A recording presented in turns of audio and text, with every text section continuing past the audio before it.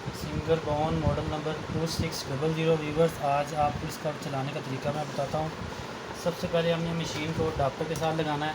मेरा already board लगा हुआ है जिसमें मैंने लगाई है। ये अडाप्टर के साथ बगैर इसको मशीन को नहीं लगाना। अच्छा जी, फंक्शन आप इसको मैं बता रहा हूँ आपको। यहाँ से आपने इसको ऑन किया, ये खुद बखुद ही मैनुअल पे सीधी सिलाई पे आ गई। धागा डालने का तरीका मैं बता रहा हूँ आपको। इस तरह से हमने धागा डाला, यहाँ से फिर इस तरफ, यहाँ से नीचे ऊपर की तरफ। सामने एक लीवर आएगा नज़र, ये लीवर के अंदर आपने डालना धागा और नीचे सुई के अंदर। मशीन की मदद से भी डाल सकते हैं, आप हाथ से भी डाल सकते हैं।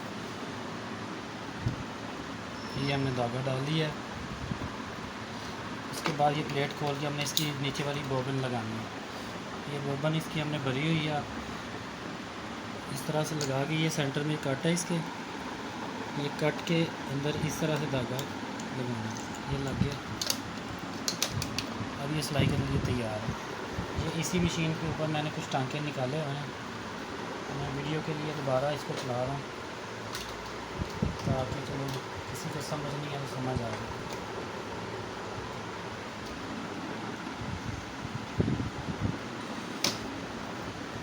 यहाँ से स्टार्ट का बटन है, यहाँ से ये ऑन होगी और यहाँ से ही बंद होगी। यहाँ से ये वाइंड चलेगी। ये बटन टांका उठाने के लिए है। यहाँ से स्पीड कम ज़्यादा कम कर सकते हैं आप। बड़ी सिंपल सी बड़ी अच्छी मशीन है। यहाँ से आप कोई भी फंक्शन आप इसका कर सकते हैं, जो भी आप बनाना चाहें। जस्ट आपने इसको एंटर करना है बटन, खुद ब खुद ही जो भी फंक्शन करना चाहें वो बनाएगी। स्पीड आप कम ज़्यादा कर सकते हैं। एक ऊपर है, यहाँ पे बटन दो लगे हुए हैं। यहाँ से इससे जो टांके का साइज़ है कम ज़्यादा कर सकते हैं। ये जो बटन है, यहाँ से आप इसके टांके नीचे और ऊपर वाला टांका ठीक कर सकते हैं, टांका ख़राब हो।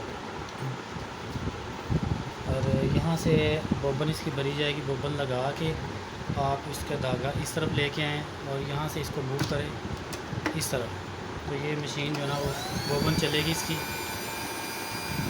ठीक है जी। सामने टेबल भी बनी हुई है। वीडियो सामने जो फंक्शन इसके अंदर हैं आप बना सकते हैं।